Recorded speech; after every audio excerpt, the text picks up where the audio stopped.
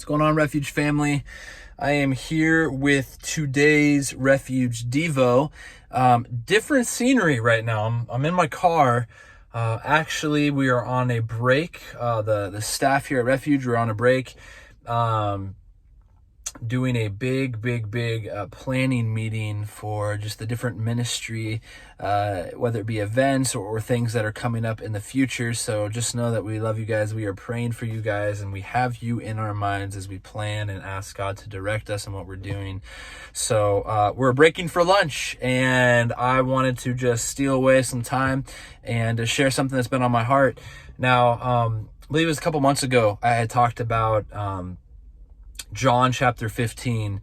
For the high school students, we went through a teaching series on all the I am statements and that Jesus makes in the Gospel of John. And we said, simply put, each time that Jesus says I am and then gives us a statement, he's declaring to be God. He's saying, I am God, right? It points back to just an awesome, thing that happened in Exodus 3 when Moses is like, well, who should I say sent me?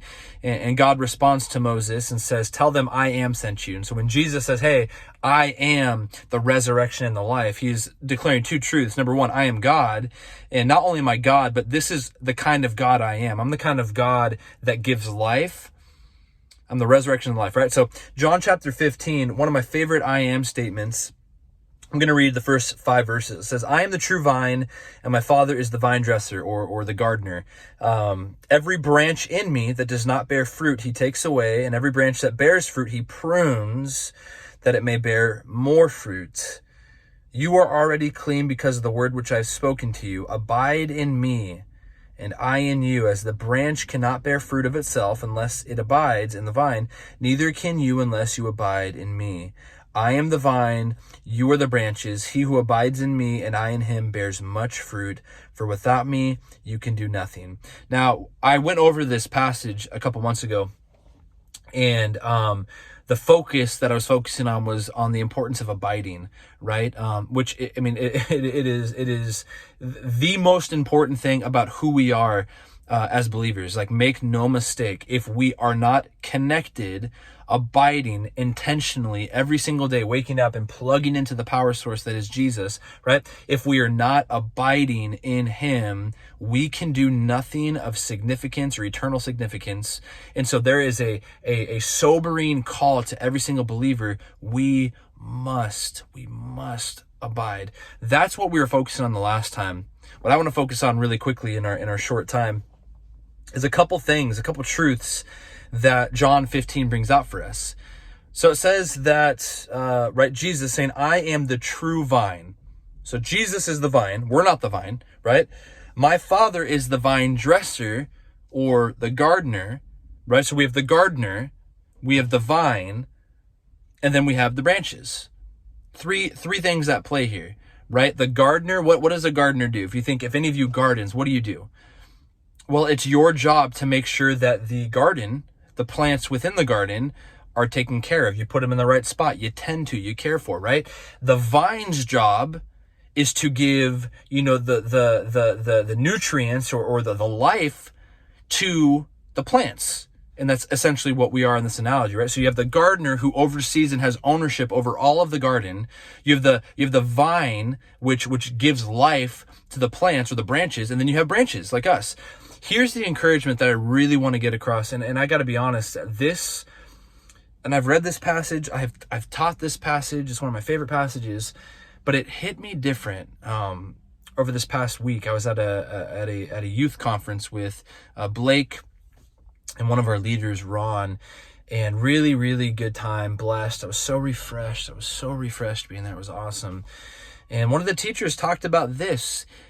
And this is the application they pulled from it, and it blessed me beyond belief. And it was just the simplicity of drawing us back to, okay, who is the gardener? And so, well, it's God. Okay, cool. What is the gardener's job? Like, what do they do? And you think about that. Okay, well, what is the vine's job? What is the branch's job? And the simplicity of this text, right? And it's the abiding, which we talked about a couple months ago. The branch does nothing. It does nothing but stay connected. That's all it does, right? That's all it does. We can't manufacture fruit. We can't will in ourselves just try harder, do better to produce fruit. Because branches don't produce fruit by themselves. Now we can fake it and it can look good. If you right now, I'm literally outside of Bellaterra and I see all these trees right here. I could take and chop off a tree branch right now and I could show it to you guys and it would be green and it'd be vibrant and the leaves would look good. But you stay cut off from a tree for so long and that branch that looks really lively, it dies, right? The branch's job is simply to abide. The vine's job is to give life to the branch. The gardener's job is to have ownership over all of this, over the entire thing. Here's the application for me at this conference. Far too often, we believe in our walks with Jesus, in our ministries, and that might be at church, that might be a ministry with your family, at your work, whatever that looks like. But we take on too much ownership as if God has called us to be the gardener when he has called us to be branches. The gardener has ownership. It's on the gardener to produce, I guess, what you could call results, right?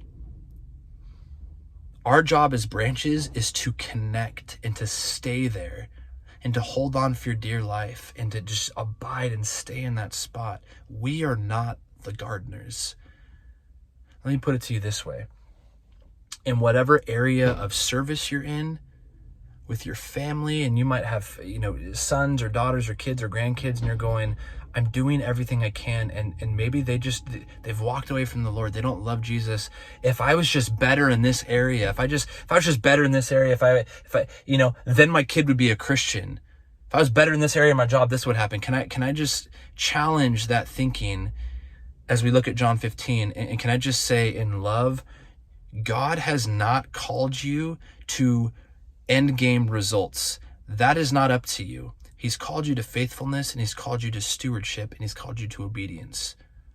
The way that God views success and the way we view success is so different. Is so different.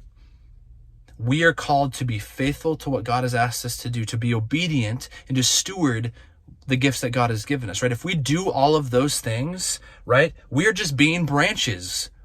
And another thing in John 10, he calls us sheep. He's not trying to make fun of us or talk down to us. He's saying, you are sheep. I'm the good shepherd. What do sheep do? Well, they listen to the good shepherd's voice. Do sheep have any idea of where they're going? No. But here's the thing. It doesn't matter because they trust the shepherd that knows exactly where they're going. So my encouragement for you, and I got to tell you guys, it blessed me more than you will possibly know. I am not the gardener.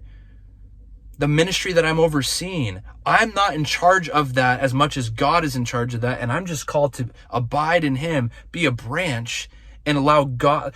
I am called and we're called to be branches in the garden that God owns, right? There's so much freedom to that. You are not the gardener. You are not the vine, right? Life does not come from you. It comes from Jesus that gives life to you. So, guys, my encouragement, right? Please hear me on this. God is with you.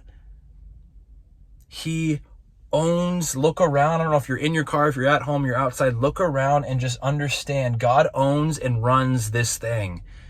All of it. You are not called to be God. You are not God. You make a bad God. I make an even worse God. If you don't believe me, have a 5-minute conversation with me and you'll be like, David would be the worst God ever, right? You are not called to be God. You are called to be a branch. And there is freedom in that. And so as branches, let's abide. Let's stay connected like never before. Refuge family, we love you. We'll catch you next time.